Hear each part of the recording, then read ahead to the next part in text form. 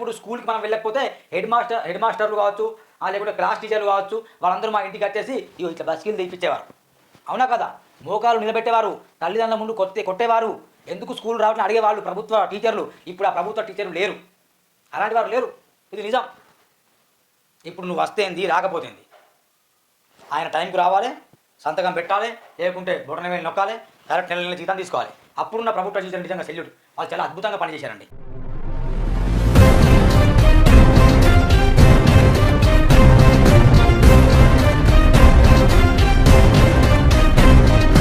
నమస్కారం మిత్రులారా, big breaking news నిన్నటి నుండి సామాజిక మాధ్యమాల్లో వైరల్ అవుతుంది. టీచర్లకు జీతాలు ఎక్కువ ఉన్నాయని చెప్పేసి ఆకునూరి మురళి వెళ్ళి రేవంత్ రెడ్డి గారికి నివేదిక సమర్పిస్తాను. మరి నిజంగా టీచర్లకు ఎక్కువ జీతాలు ఉన్నాయా అని క్వశ్చన్ చేస్తే కనుక నిజమే. గత ప్రభుత్వంలో మాత్రం టీచర్లకు అలవెన్స్లు పెంచాలి, టీచర్లకు జీతాలు పెంచాలని చెప్పేసి చాలామంది ఉద్యోగ సంఘాలుగా ఏర్పడి ఆనాటి ముఖ్యమంత్రి కల్వకుంట్ల చంద్రశేఖరరావు గారికి కావచ్చు, తారక రామారావు గారికి కావచ్చు, హరీష్ రావు గారికి కావచ్చు, వీళ్ళకి వెళ్ళి వినతి పత్రాలు ఇచ్చారు. మరి ఇక్కడేంటి, మరి ఇంత ఘోరాతి ఘోరంగా టీచర్లకు జీతాలు ఎక్కువగా ఉన్నాయని చెప్పేసి వాటిని క్రమబద్ధీకరించాలి అని చెప్పేసి చాలామంది అక్కడ వెళ్ళి నివేదికను సమర్పిస్తారు. ఇది చూడండి, వాటిని హేతుబద్ధీకరించాలి. ప్రైవేటు కాలేజీలకు ఫీజు రియంబర్స్మెంట్ ఎత్తేయాలి, డీఈడీని రద్దు చేయాలి. విద్యా కమిషన్ 2026 కీలక సిఫార్సులు. విద్యా కమిషన్ నివేదికను సీఎంకు అందజేస్తున్న ఆకునూరి మురళి.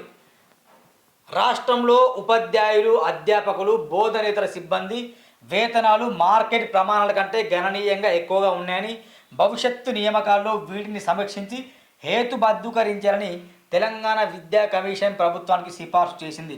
పెరుగుతున్న పెన్షన్లు, అలవెన్స్లు, వేతనాలు రాష్ట్ర ఆర్థిక సామర్థ్యానికి సవాలుగా మారిన నేపథ్యంలో ప్రస్తుత విధానాన్ని కొనసాగిస్తే భవిష్యత్తులో విద్యారంగ బలోపేతం, కొత్త విద్యా సంస్థల ఏర్పాటు కష్టతరం అవుతుందని కమిషన్ భావించింది. ఈ నేపథ్యంలో టీచర్ల జీతాల ఖర్చును తగ్గించడం ద్వారా మిగిలిన నిధులను పాఠశాలల మౌలిక సదుపాయాలు, విద్యార్థుల సంక్షేమం, విద్యా నాణ్యత పెంపు కోసం కేటాయించాలని సూచించింది. రాష్ట్ర వ్యాప్తంగా 33 జిల్లాల్లో పర్యటించి 305 విద్యా సంస్థలను సందర్శించి వేలాది మంది తల్లిదండ్రులు, నిపుణులతో చర్చించిన తర్వాత తెలంగాణ విద్యా కమిషన్ ఈ సిఫార్సులను రూపొందించింది. ఇది వాస్తవం మిత్రులారా. నిజంగా కొంచెం కాంగ్రెస్ పార్టీకి అనుకూలంగా నేను మాట్లాడలేదు, కానీ కొన్ని నిజాలు మాత్రం చెప్తా. నిజంగా 10 మంది స్టూడెంట్స్ ఉంటే వాళ్ళకు ఒకటే టీచర్ ఉన్నాడు. కొన్ని గ్రామాల్లో 2-3 ఉంటారు పిల్లలు, వాళ్ళకు గవర్నమెంట్ టీచర్. ఇక ఆయన రావాలి, కుర్చీ మీద కూర్చోవాలి, కాలు మీద కాలు వేసుకోవాలి, నెల రాగానే 90,000, 80,000, ₹1,00,000 జీతం తీసుకొని వెళ్ళాలి. ఇది జరుగుతున్న విషయం. ఒకటి మాత్రం వాస్తవమే, ప్రభుత్వ పాఠశాల మాత్రం కనుమరుగవుతుంది. వర్షాకాలం వస్తే కింద పిల్లలు కూర్చుంటే పై నుండి వర్షం పడుతుంది. అంటే స్లాబులు ఉంటాయి కదా, పక్కన గోడలు ఉంటాయి కదా, దానికి వర్షాలు పడడం ద్వారా మొత్తం వాటర్ మొత్తం స్కూళ్ళల్లో వస్తే మొత్తం తడిసి ముద్దవుతున్నాయి పుస్తకాలు. అలాంటి తరుణాలు చాలా ఉన్నాయి. శిథిలావస్థంలో చాలా పాఠశాలలు ఉన్నాయి, దానిలో పందులు పొర్లుతున్నాయి. అర్థమైందా? ఆవులు, గేదెలు, పిల్లులు, కోతులు, ఎలుకలు ఉన్నాయి అలాంటి పాఠశాలలో. అయితే అలాంటి పాఠశాలలోనే స్కూల్ కూడా రన్ అవుతున్నాయి. దానిలో ప్రభుత్వ ఉద్యోగులు మాత్రం లక్షల జీతాలు తీసుకుంటారు. చాలామందితో మాట్లాడిన తర్వాత గ్రామాల్లో వెళ్ళి దాదాపు 305 పాఠశాలని సందర్శించిన తర్వాత ఈ నివేదికను వాళ్ళు సమర్పించారట. కాబట్టి దీనికి మాత్రమే అగ్రి అవుతున్నా. నిజమే, ప్రభుత్వ ఉద్యోగులకు అంత జీతాలు ఎందుకు? మరి ఎందుకు చెప్పండి? వాళ్ళకు అన్ని జీతాలు ఎందుకు? వాళ్ళకు సగమే జీతాలు నేను డిమాండ్ చేస్తున్నా. సూర్యనాటి తరపున ₹1,00,000 ఉన్న వాళ్ళకి 50,000, 50,000 ఉన్న వాళ్ళకి 25,000, 25,000 ఉన్న వాళ్ళకి 12,000 ఇవ్వండి, సరిపోతుంది జీతం. అది ఎట్లా వాళ్ళకి టీఏలు ఉంటాయి, డిఏలు ఉంటాయి, అలవెన్స్లు ఉంటాయి, అన్నీ ఉంటాయి వాళ్ళకి. మళ్ళీ రిటైర్మెంట్ బెనిఫిట్స్ ఉంటాయి వాళ్ళకు, ఇవ్వాలి. ఇప్పుడు వాళ్లకు తగ్గించి జీతాలు స్కూళ్ళ డెవలప్మెంట్ కొరకు వాడితే చాలా అద్భుతంగా ఉంటుంది. ఎవరికన్నా కొంచెం బాధ అనిపిస్తుంది, అరే ఇన్ని రోజులు 90,000 జీతం చేసిన తర్వాత సడన్గా 40,000 తీసుకోవడం బాగుండదు. 40,000 జీతం తీసుకున్న ప్రభుత్వ ఉద్యోగి ఒక 20,000 జీతం తీసుకోవడం అసలు జీర్ణించుకోలేకపోతాడు. ఎందుకంటే ఆ ప్రభుత్వ ఉద్యోగంతో ఆ డబ్బులతోనే బ్యాంక్ లోన్ పెడతాడు, ఇల్లు కొనుక్కుంటాడు, కారు కొనుక్కుంటాడు, స్థలం కొనుక్కుంటాడు, అన్నీ కొనుక్కుంటాడు. కాబట్టి సడన్గా జీతం తక్కువ అయితే మొత్తం భారం మీద తలకాయ మీద పడుతుంది. ఏదేమైనప్పటికీ కూడా ఇక వాళ్ళ మీద భారం పడతామని చెప్పేసి ప్రభుత్వ స్కూల్ని నాశనం చేయకూడదు. కాబట్టి వాళ్ళ జీతాలు తగ్గించి ఖచ్చితంగా ప్రభుత్వ స్కూళ్ళని డెవలప్ చేయాలి. అరే కొన్ని ప్రభుత్వ స్కూళ్ళకు గేట్లు ఉండవు ఉండవు. కొన్ని ప్రభుత్వ స్కూళ్ళకు గేట్లు ఉండవు, తలుపులు ఉండవు, సరైన వసతులు ఉండవు, సరైన తిండి ఉండదు ప్రభుత్వ స్కూళ్ళల్లో. కానీ జీతాలు లక్షలు లక్షలు తీసుకుంటారు. ఒకప్పుడు నేను చిన్నప్పుడు ఎంత గొప్పగా ఉన్నాడే మిత్రులారా, నేను చిన్నతనంలో స్కూల్కి ఒక్కరోజు వెళ్ళకపోతే మా హెడ్ మాస్టర్ మా ప్రిన్సిపాల్ సార్ వచ్చేసి మా ఇంట్లో వచ్చేసి గుంజుకొని కొట్టి మరి స్కూల్కి నడు అని చెప్పేసి మా తల్లిదండ్రులను నా ముందే మందలించి నన్ను గల్లా పట్టుకొని స్కూల్కి తీసుకొని చదువు అని చెప్పేవాళ్ళు. ఇట్లా బస్కిల్, ఇలాంటి బస్కిల్ తీపిచ్చేవారు. చిన్నప్పుడు స్కూల్కి మనం వెళ్ళకపోతే హెడ్ మాస్టర్లు కావచ్చు, లేకుంటే క్లాస్ టీచర్లు కావచ్చు, వాళ్ళందరూ మా ఇంటికి వచ్చేసి ఇట్లా బస్కిల్ తీపిచ్చేవారు. అవునా కదా? మోకాలు నిలబెట్టేవారు, తల్లిదండ్రుల ముందు కొట్టేవారు. ఎందుకు స్కూల్ రావట్లని అడిగేవాళ్ళు ప్రభుత్వ టీచర్లు. ఇప్పుడు ఆ ప్రభుత్వ టీచర్లు లేరు, అలాంటి వారు లేరు. ఇది నిజం. ఇప్పుడు నువ్వు వస్తేంది రాకపోతేంది, ఆయన టైంకు రావాలి, సంతకం పెట్టాలి, లేకుంటే బొటన వేలు నొక్కాలి, కరెక్ట్ నెల జీతం తీసుకోవాలి. అప్పుడున్న ప్రభుత్వ టీచర్లు నిజంగా సెల్యూట్. వాళ్ళు చాలా అద్భుతంగా పనిచేశారండి. నిజంగా వర్షాకాలం వస్తే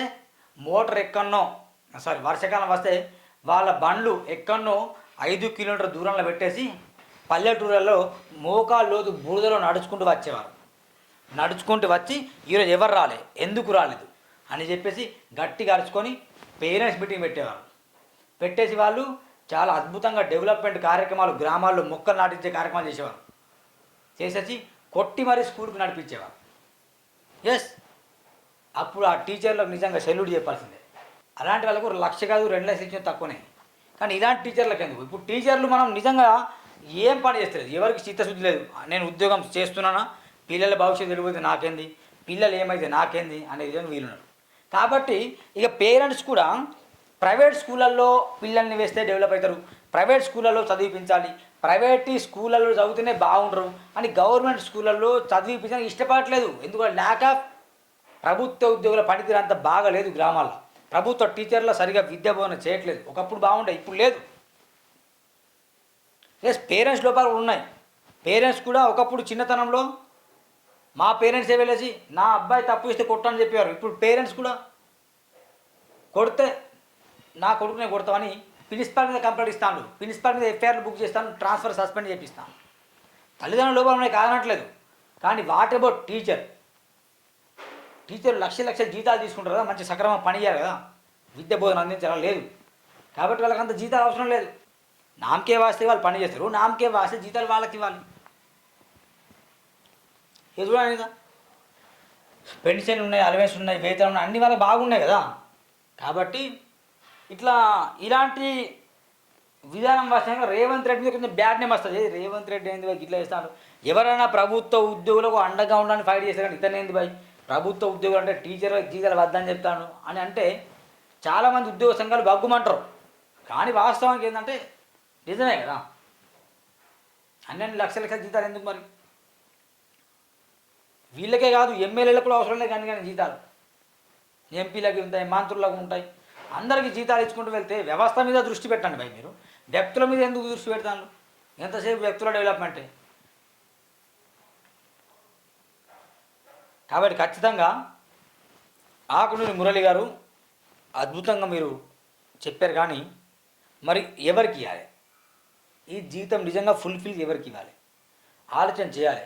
ఎవరు విద్యా బోధన పర్ఫెక్ట్ చేస్తాను, ఎవరు దీనికి అర్హులు, మొత్తం జీతం పొందడానికి ఎవరు అర్హులు, సగం జీతం పొందడానికి ఎవరు అర్హులు, కరెక్ట్ టైంకి వస్తానా లేదా, కరెక్ట్ విద్యను అభ్యసిస్తారా లేదా, కరెక్ట్ విద్యను బోధిస్తారా లేదా, పిల్లల్ని నిజంగా ప్రభుత్వ స్కూళ్ళల్లో నడిపించడానికి సఫలమవుతానా విఫలమవుతానా చర్చించండి. ఒక ప్రైవేట్ స్కూళ్ళు జూన్లో మొదలవుతాయండి. ప్రైవేట్ స్కూల్స్ ఇప్పటి నుంచే అడ్మిషన్ల కోసం ఇంటికి వస్తాను ఎప్పుడు చేంజ్ చేస్తాను.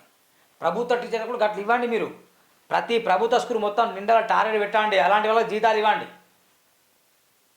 నాకేం పని లేదు, వస్తే రాని లేకుండా అవసరం లేదని చెప్పేసి ప్రభుత్వ స్కూల్ ఎట్లా ఉండని, గేట్ ఉండని, లేకపోని వర్షం రాని, వరద రాని, ఏమని కానీ, ఎడ్లు బోర్లని, పందులు బోర్లని, నేనైతే టైంకి వెళ్తా, వాళ్ళకి చెప్తా, వస్తా, నా పని నాది అని చెప్తే అలాంటి టీచర్లకు మాత్రం అవసరం లేదు. ప్రమోషన్లు అవసరం లేదు, వాళ్ళకి జీతాలు అవసరం లేదు. అసలు ఏమి కానీ సస్పెండ్ చేయాలి అలాంటి వాళ్ళని. నేను 2 విధాలు మాట్లాడుతున్నా. ఎవరైతే ప్రభుత్వ స్కూల్లో టార్గెట్ని రీచ్ అవుతారో టార్గెట్ పెట్టండి వాళ్ళకి. అలాంటి వాళ్ళకి జీతాలు ఇవ్వండి. ఎవరైతే మొద్దు నిద్రపోతారో, ఎవరైతే సక్రమంగా పని చేయరో వాళ్ళకి జీతాలు ఇవ్వక అవసరం లేదు. ప్రైవేట్ స్కూల్ విధానం ఎట్లుంటుందో పబ్లిక్ స్కూల్ అంటే ప్రభుత్వ పాఠశాల అట్నే ఉండాలి విధానం. ప్రైవేట్ స్కూల్లో టార్గెట్ పెడతారు, పెట్టి వాళ్ళకి అలవెన్స్ ఇస్తారు, టీఎల్ ఇస్తారు, డిఎల్ ఇస్తారు, పెట్రోల్కి ఛార్జ్ ఇస్తారు, నువ్వు ఎన్ని అడ్మిషన్ చేసినావని. గట్నే ప్రభుత్వ స్కూల్లో పెట్టండి, సక్సెస్ కావాలి జీతాలు ఇవ్వండి, లేకుంటే ఇవ్వకండి. నేను ఎగ్జామ్ రాసి పాస్ అయినా, అది చేసిన ఇది చేసినట్టే. ఎవరి కోసం రాసినావు? నీ కోసం రాసినావు, నా కోసం రాసినావు? మిత్రులారా, ఖచ్చితంగా ఆకు నిర్మూలన సార్ సెల్యూట్, చాలా మంచి పని, బాగా చేయాలని మనసారి కోరుకుంటాం. Thank you, by by.